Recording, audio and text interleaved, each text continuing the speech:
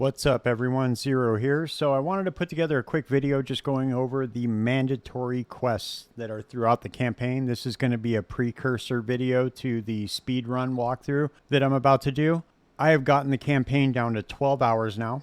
I'm pretty sure I could shave off an additional 2 hours and get it down to 10. I know that people are speedrunning a lot faster than that right now. I want to do something that's more available to the casual people that might want to try out some alt characters.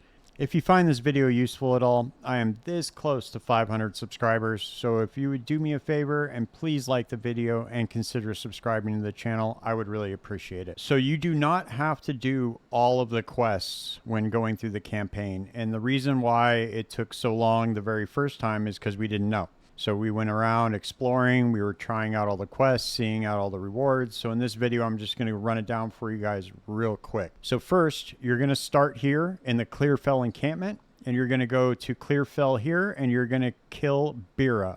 And she's going to give you plus 10 to cold resistance. You're going to scoot on over here to the Grellwood and the Tree of Souls. You are going to go here to the Red Veil. You're going to get the 3 runes. Go back to the tree here, and you are going to hit them into the tree and release the hooded one. From there, Una is going to unlock the Grim Tangle. From the Grim Tangle, you're going to go straight to the Cemetery of the Eternals. You're going to kill the 2 bosses that are in the tombs. Lachlan is going to unlock the Hunting Grounds. You are going to kill the King of the Mists, because that's going to give you your first 30 spirit. And then you are also going to kill the Crowbell, because that is going to give you your first 2 weapon set passive points. From there, you are going to go over here to the Ogum Farmlands, and you are going to find Una's loot. It's in the hut. You grab that, you go back to Clearfell, and you give her her loot back, and that's going to give you your second set of weapon skill points. Weapon swap skill points. From there, you go to the Ogum Village, you kill the Executioner, go into the Manor Ramparts, and then inside the Manor, you are going to do the Candlemas quest, and that is going to give you 20 life, and then you go and you kill the Count. Once you drop into Act 2, it is going to drop you into the Vastiri outskirts. This is where you are going to kill Wrathbreaker. And then it's going to load you into the Caravan, and that is going to be the town for Act 2. The first mandatory quest you're going to want to do when you get to Act 2 is your Ascendancy. So when you get to the Trader's, Passage, you are going to get your first Djinn. And then you are going to unlock the Trial of the Sekemas. You go back to town, you're able to port to the trial, and you are able to run your first trial of the Sekemas. That's going to give you your first 2 Ascendancy points. From there, you have 3 areas that you need to defeat. You need to defeat the Valley of the Titans, the bosses in the Titan Grotto, the Mastodon Badlands, the bosses in the Bone Pits. And then you need to pop over here to Keth and go to the Buried Shrines. Now, when you get to Keth, you kill the Constrictor Queen. She's going to give you 2 weapon set passive points. Then you go to the Buried Shrines. You set the Queen on fire after defeating the boss. From there, you go over here to Deshar. And in here, you get the letter from the corpse that's right by the Path of Mourning.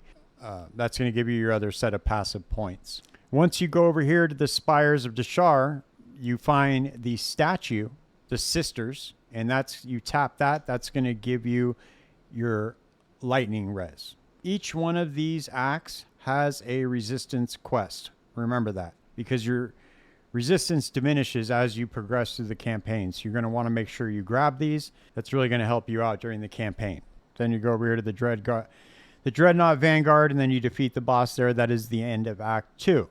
Pop on over here to Act 3, and your first set of skill points comes from the Mighty Silverfist, and that is in the Infested Barrens.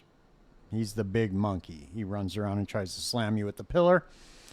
That gives you your first weapon set passive points in this act. You go over here to the Azak Bog, and you defeat the Bog Witch. That is going to give you your next 30 spirit. Now here you can go into the Venom Crypts from the Infested Barrens, but this is more required in the 6th act once you're in Cruel, because you get chaos resistance from that. So we're not going to worry about that right now, because the rewards for this quests in Act 3 are kind of lame. You can go back and get them if you want. This is particularly for speedrunning purposes only.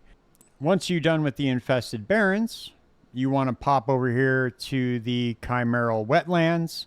You kill the boss here. The bird is going to open up Jaquani's Machinarium, and you're going to go into Jaquani's Sanctum. Now in here, there is a boss that gives you 10 fire resistance. You got to make sure that you hit that in the first level here. Once you defeat the boss here, you are going to pop back over to the infested barrens. That is going to open up the Matland waterways. And this is where you unlock the crank, and that is going to pop you over into the Drowned City once you go back to Alva. From the Drowned City, you're going to go into the Apex of Filth. You kill the Queen of Filth, and then from there, you are going to go back to Alva. The Queen of Filth is going to drop the little idol. You go back to Alva at the temple door. You open up the temple door. You defeat the boss that's inside the temple.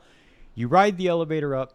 You go through the portal, and that is going to bring you to the past. From here, you go down to Utsal. You defeat the boss with the poison spears. You travel up here to Agarat, and this is where you are going to get another set of weapon passive points. You are going to find the sacrificial heart, place it on the altar, and stab it, and it is going to give you an extra 2 points. Then you travel over here to the Black Chambers, and this is the first time that you're going to meet Doriani. You defeat Doriani, you teleport out, go through the portal, and that is going to bring you into Act 1 Cruel or Act 4. Now, essentially, it's the same run through for Cruel. There are a couple of minor differences. Defeating the King of the Mist does not grant you spirit in Act 4. Everything else is pretty much the same. You do the same exact run through. You defeat Bira. She's going to give you your 10 cold res. You go over to the tree, to the Grellwood, to the Grim Tangle, to the cemetery, defeat the 2 bosses, to the hunting grounds, you defeat the Crowbell, and so on and so forth. You find Una's loot. All of that stuff is the same. Pop on over here to Act 2, and this is also the same exact thing. Except now you already have the Trial of Sekimas unlocked. You don't need to unlock that. And all the rewards are essentially the same exact thing in Act 5 Cruel.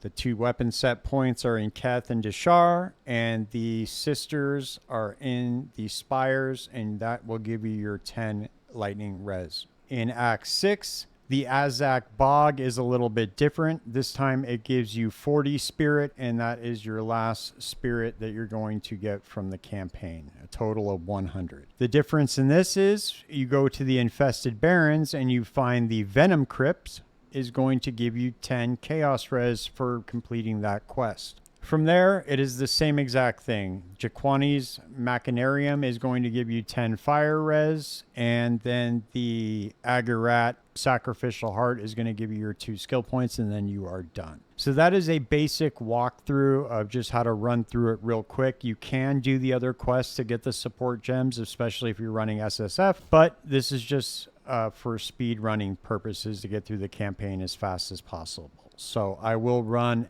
a walkthrough with you guys so you guys can actually see. I just wanted to put that out there. Make sure you guys are getting your mandatory quests and your buffs through the campaign. I noticed a couple of people were confused about that. So I just wanted to put together a quick video to let you know the mandatory quests that you want to run.